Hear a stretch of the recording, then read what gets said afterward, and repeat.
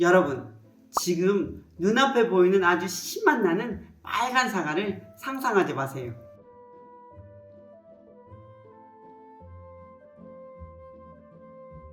혹시 지금 빨간 사과를 상상하셨나요? 상상하지 말라고 말씀드렸는데 상상하신 분 1번, 상상하지 않았다 하시는 분 2번을 남겨주세요. 우리의 뇌는 상상하지 말라고 했는데 무의식적으로 상상해버리기도 하고 또 분명히 해낼 수 있는 일인데 못하도록 스스로 한계를 지어버리기도 합니다. 내 뇌, 무의식은 말을 잘 안 들어요. 어쩌면 여러분들은 스스로의 뇌에 속고 있을 수도 있습니다. 그렇다면 내가 내 뇌에 이리저리 끌려다니지 말고 반대로 내가 원하는 방향으로 뇌를 속일 수 있다면 어떨까요? 오늘은 내가 원하는 방향으로 내 뇌를 속이는 방법 5가지를 알려드리겠습니다. 사실 어렵지도 않습니다. 너무 쉬워서 사람들이 안 하는 것들이죠. 하지만 이걸 바꾸지 않으면 내 뇌에 평생 속고 살 수 있습니다. 그리고 좋아요와 구독을 누르시면 금요일 저녁 자기관리와 성공 노하우를 받아보실 수 있습니다. 첫 번째 뇌에는 부정을 구분하지 못합니다. 여러분,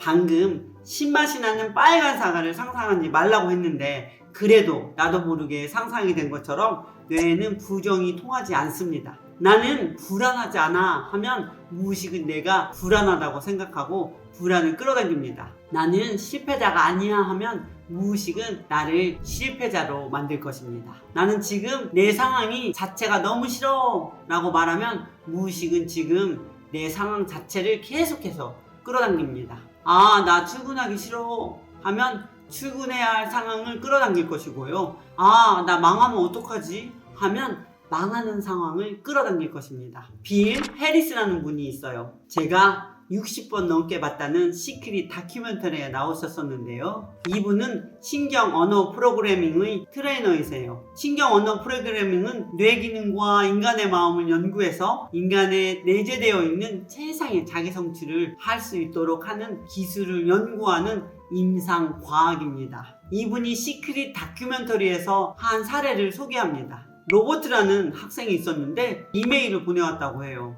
그런데 매일 내용이 모두 비참한 자기 삶에 대한 것이었다고 합니다. 안녕하세요. 저는 동성 연애자입니다. 직장에서 모든 사람들이 나를 놀립니다. 길거리를 다닐 때도 동성애를 혐오하는 사람들에게 괴롭힘을 당하고요. 개그맨이 되고 싶은데 개그를 하려고 하면 동성애자라고 놀림을 받습니다. 그래서 이 빌 헤리츠가 이 학생에게 이렇게 말했죠. 당신이 보내온 답신 메일을 보니 당신은 원치 않는 것만 나에게 말하고 있습니다. 당신은 이런 생각에 너무 집중하고 있고 이것을 고민하고 집중할수록 상황이 더 나빠집니다. 지금 현 상황에만 집중하고 있으면 오히려 그런 똑같은 상황을 끌어당깁니다. 그러자 로버트라는 학생은 그제서야 다시 깨닫고 진정으로 원하는 것에 집중하기로 시작하죠. 6-8주 후에 나타난 결과는 정말 기적과 같았습니다. 자신을 괴롭힌 모든 직장 동료들이 전근을 가거나 직장을 그만두거나 더 이상 자기를 괴롭히지 않게 되었다고 합니다. 개그를 할 때도 아무도 그를 놀리지 않았었어요. 원치 않는 것이 두려워하는 것, 피하고 싶은 것에 집중하는 것이 아니라 원하는 것에만 집중을 했기 때문이죠. 직장에서 놀림받고 싶지 않다 이렇게 말하는 것이 아니라 직장에서 리더십 있고 인기 있는 사람이 되고 싶다. 유머를 던질 때 욕먹고 싶지 않다가 아니라 정말 사람들을 잘 웃기고 유머스러운 사람이 되고 싶다라고 말을 했어야 하는 것이죠. 사실 과거 저희 직원분도 이렇게 말하시는 분이 있었어요. 엄마가 아프지 않았으면 좋겠어. 여자친구가 나를 안 떠났으면 좋겠어. 비행기를 놓치고 싶지 않고 무사히 도착하면 좋겠어. 이렇게 말하고 다니시는데 진짜 신기하게 안 했으면 좋겠어 했던 것들이 곧대로 일어납니다. 이분의 어머님도 항상 아프시고요. 여자친구도 떠나고요. 항상 공항에 가면 모든 직원들이 비행기를 타고 돌아오는데 이분의 비행기 티켓에만 문제가 생겼었습니다. 두 번째, 여러분은 나는 못한다 라고 내 무의식에 속고 있을 수 있습니다.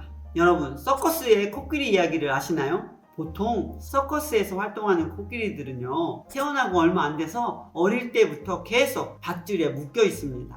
그런데 몇 개월, 몇 년 후가 지나서도요, 코끼리들은 덩치도 커지고 힘도 세졌는데 코끼리 발목에는 얇은 밧줄만 딱 하나 이렇게 묶여둡니다. 조금만 힘을 쓰면 박힌 말뚝을 뽑아낼 수 있는데도요, 도망칠 생각조차 못하는 겁니다. 어린 시절부터 묶여 살면서 저항해봐야 소용이 없다는 것이 무의식에 박힌 것입니다. 사실 저희도 이 코끼리와 같은 상황일 수가 있어요. 스트레스를 계속 받고 있는데 벗어나지 못한다거나 가난한 환경을 벗어나지 못한다거나 이렇게 무의식에 속고 있는 거죠. 아마 서커스 코끼리들처럼 할 수 있는 상황에도 불구하고요. 여러분, 학습성 무력감이라고 들어보셨나요? 심리학 용어 중에 하나인데요. 불쾌한 스트레스를 계속 받고 있는데 벗어나려는 생각을 하지 못하는 현상을 말합니다. 예를 들어 어릴 때부터 보고 자란 환경을 무의식은 고지고대로 복사해서 실현시킵니다. 가난한 환경에서 자랐으면 지금도 가난한 환경을 이끌어낼 확률이 높다는 거죠. 내가 이걸 얼른 알아차리고 무의식에 지속적으로 내가 원하는 방향의 모습을 계속해서 입력을 해야 합니다. 그래서 그게 말이 쉽나요? 하시는 분들도 계실 수 있어요. 사실 아주 간단한 이치입니다. 과거의 환경과 사고방식은 이미 수십 년 동안 내 무의식에 계속 입력되어 왔어요. 이제는 과거의 모든 것을 비우는 비우기 시각화를 지속적으로 하면서 내가 원하는 것을 내 무의식에 입력시키면 됩니다. 만약 원하는 것을 빠르게 이루고 싶다고 하면 빈도수를 높이면 되죠. 예를 들어서 과거에 마주했던 상황이나 말을 내가 일주일에 한 번 들었다면 이제는 하루에 100번, 1000번은 보고 말하면서 입력을 시키는 거죠. 내가 지어낸 모든 세계라고 한 유명 신경과학자가 쓴 책이 있는데요. 이 책에서는 뇌의 의식세계와 무의식세계가 작동하는 방식을 수많은 연구 결과를 통해 아주 과학적이고 논리적이게 풀고 있는 책입니다. 이 책에는 이런 사례가 나와요. 신경과학자들이 한 원숭이에게 사람들이 사과를 움켜잡는 행위를 보여주었습니다. 처음에는 원숭이가 보기만 하게 했죠. 그리고 나중에는요, 원숭이가 직접 사과를 움켜잡도록 했습니다. 그런데 정말 신기하게도 원숭이가 보기만 할 때와 움켜잡는 행위를 직접 할 때 나타나는 신경세포가 동일했다고 합니다. 보기만 해도 실제 그렇게 행동할 수 있도록 신경세포를 만들어낼 수 있다는 뜻입니다. 그리고 이런 비슷한 실험을 사람들에게도 적용을 한 사례가 있었는데요. 2001년 스포츠 과학자 폴 호스와 데이비 콜린스는 운동선수용 7단계 시각화 프로그램 패틀랩이라는 것을 만들었습니다. 이 프로그램은 골프 선수들이 스윙을 하는 포즈, 관중의 함성, 공이 다가왔을 때 느끼는 긴장감, 빨라지는 심박수 등 아주 자세하게 시각화를 하게 하는 프로그램이에요. 이 실험은 10년 이상의 경력을 가진 골프 선수 34명을 대상으로 진행되었고 총 4가지 집단으로 나누었습니다. 첫 번째 신체 훈련만 한 집단, 두 번째는 시각화 훈련만 한 집단, 세 번째는 시각화 훈련과 신체 훈련을 같이 한 집단, 네 번째는 훈련을 전혀 하지 않은 집단. 첫 번째 신체 훈련만 한 집단은 6주 동안 매주 2번씩 골프를 직접 치며 신체 훈련을 했고, 두 번째 시각화 훈련만 한 집단은 직접 신체로 훈련하지 않고 6주 동안 매주 2번씩 정원 같은 데에 가서 골프를 치는 시각화를 합니다. 세 번째는 시각화 훈련과 신체 훈련을 같이 한 집단은 이것을 둘 다 하는 거죠. 네 번째, 훈련을 전혀 하지 않은 집단은 아무것도 안 했습니다. 결과가 어땠을까요? 점수 변화는 이랬습니다. 신체 훈련만 한 집단은요, 플러스 13.27, 시각화 훈련만 한 집단은 플러스 7.79, 시각화 훈련과 신체 훈련을 같이 한 집단은 플러스 22.38, 훈련을 전혀 하지 않은 집단은 마이너스 1.94입니다. 세 번째 시각화 훈련과 신체 훈련을 같이 한 집단이 플러스 22.38로 가장 높았고, 그 다음 신체 훈련, 그 다음 시각화 훈련만 한 집단이었죠. 그런데 중요한 것은 시각화 훈련만 했는데도 아무 훈련을 하지 않은 집단보다 거의 10점 높았다는 것입니다. 이 사례를 말씀드리는 이유는 결국 우리가 얼마나 생생하게 자주 상상하는지에 따라서 우리의 뇌는 실제 실력을 높이는 데 기여할 수 있다는 것입니다. 상상만 해도 사업 실력이 어느 정도 늘 수 있다는 것이고, 돈 버는 것도 마찬가지입니다. 여러분 어떠신가요? 사실 저는 이 방법을 하루 전체에도 쓰고 있고요. 전체 삶에 적용하고 있습니다. 그리고 저뿐만 아니라 지금 화면에서 보이시죠? 시각화를 삶에 적용하는 성공한 사람들이 이렇게나 많습니다. 타이타는 도구들 책에서도요, 크게 성공한 사람 85%가 명상이나 시각화를 한다고 합니다. 이렇게 많은 성공한 사람들이 하고 있는데 내가 뭐가 손해라고 안 할까요? 그래서 저도 바로 시작했습니다. 제가 평상시에 어떻게 시각화하는지 보여드릴게요. 제가 제 강연 외에 처음 공개하는데요. 정말 저는 좋다는 거 정말 여러 가지 방법으로 하고 있습니다. 우선은 제가 지금 2022년도에 이루고 싶은 것을 제가 이렇게 비전보드에 만들었습니다. 예를 들어서 우리 남편하고 딸하고 사이좋게 지내는 거, 이거 켈리가 바디프로젝트 했을 때 찍었던 사진인데 이렇게 목장으로 유지하게 하는 거, 그리고 책을 쓰는 거, 강연을 하는 거, 그리고 좀 더 지구와 환경을 위해서 더 열심히 하고 자동차는 전기차를 타는 거, 이런 식으로, 그리고 이렇게 투자 전문 공부를 하겠다, 이런 식으로 제가 비전보드도 만들고요. 그리고 정말 이 중에서 가장 제가 이루고 싶다고 하는 것은 제가 여러분 100번 쓰기 노트를 제가 직접 제작을 했습니다. 제가 제작을 해서 여기 캘리체라고 보이죠? 웰싱킹 노트라고 하는데 여기에다가 제가 하루에 100번씩 하루에 20분 정도씩 제가 원하는 곳에 갈 수 있도록 20분 정도씩 우선순위에 집중할 수 있도록 제가 이렇게 100번 쓰기도 하고 있고요. 그리고 또 제가 정말 짜자잔, 이게 제가 직접 만든 자기합 수표입니다. 이 자기합 수표에 제가 1조 원이라고 2025년 12월 31일까지 1조 원 자산가가 된다 하고 이렇게 적어서 지갑에 항상 넣어갖고 다니면서 지갑을 열 때마다 제가 1조 원을 버는 상상을 하고 있고요.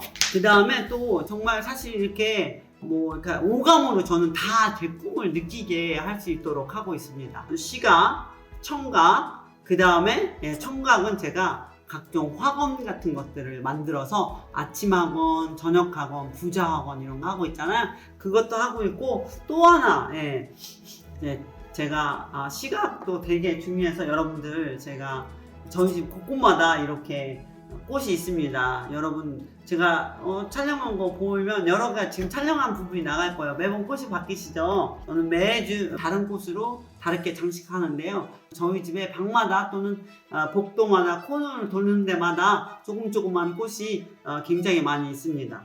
그리고 이거는 미스트인데요. 여러분이 집중하고 싶을 때, 시각화할 때나 또는 잠자고 싶을 때 이렇게 제가 제 남편한테 뿌려주면 제 남편 되게 좋아하는데 이것도 엄청 좋습니다. 마음이 굉장히 편안해지고 좋습니다. 세 번째, 행동 없이 하는 상상은 망상이 된다. 앞에서 원숭이의 신경세포 실험과 골프 선수 심상화 실험의 사례로 시각화만으로 실력이 올라간다는 것을 말씀드렸었는데요. 근데 여기서 주의할 점이 있습니다. 그 이유는 이 사례에서 볼 수가 있는데요. 2011년에 진행된 한 연구에서 적어도 경력이 10년 이상인 전문 양궁 선수들과 양궁을 쳐보지도 않은 일반인들을 두 가지 집단으로 나누어 연구를 했습니다. 연구팀은 이 두 집단 모두에게 활쏘기 자세를 보여주는 클로즈업 영상을 지속적으로 보여줬답니다. 어떻게 되었을까요? 양궁 선수들이 영상을 보는 동안에는 운동을 직접 하지 않았음에도 전두엽에 있는 운동압 겉질이라는 곳에서 운동세포가 빠르게 활성되는 것이 관찰되었습니다. 그런데 이와 반대로 양궁 선수가 아닌 일반인들은 이렇게 운동세포나 활성되는 현상이 전혀 관찰되지 않았습니다.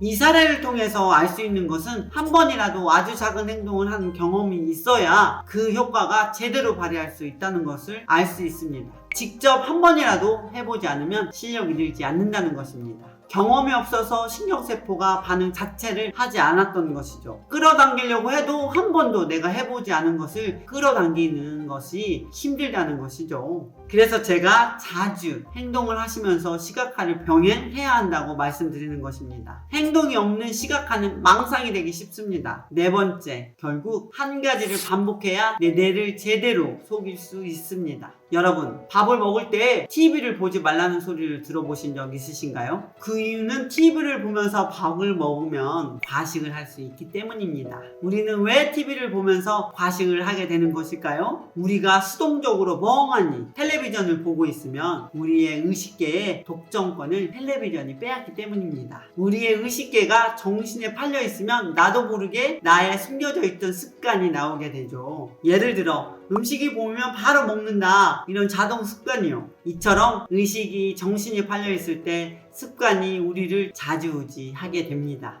앞에서 과식의 예시는 안 좋은 사례였지만 만약 그 습관이 좋은 습관이면 어떨까요? 좋은 습관이 잠재의식에 박혀 있다면 우리의 의식이 일하지 않아도 자동대로 좋은 습관대로 일하게 됩니다. 사실은 저도 영어를 자기 전에 한 10분 전, 20분 전에 좀 부드러운 영어를 하는 라디오를 켜놓고 그렇게 자곤 했었는데요. 근데 지금 희한하게 영어가 잘 들립니다. 영어를 계속 자면서 듣고 잡니다. 그래서 한 30분이나 되면 꺼질 수 있도록 제가 알람을 맞추고 자거든요. 저는 정말 제가 좋아하는 팀 페리스나 토니 라빈슨이나 또는 그랜트 카톤 같은 그 사람들이 얘기하는 라디오 팟캐스트를 켜놓으면 자동으로 30분 후에 40분 후에 이게 꺼지게 해놓고 제가 들으면서 자는데요. 요즘에 그래서 그런지 영어가 쏙쏙 잘 들립니다. 옛날보다 훨씬 잘 들려요. 그리고 제가 저녁에 사실은 우리 시각화 하시는 분들 중에 비우기 시각화 하다가 잠드시는 분들이 굉장히 많다고 하시는데 제가 괜찮다고 생각하는 이유가요. 저도 비우기 시각화를 하다 보면 졸립니다. 자꾸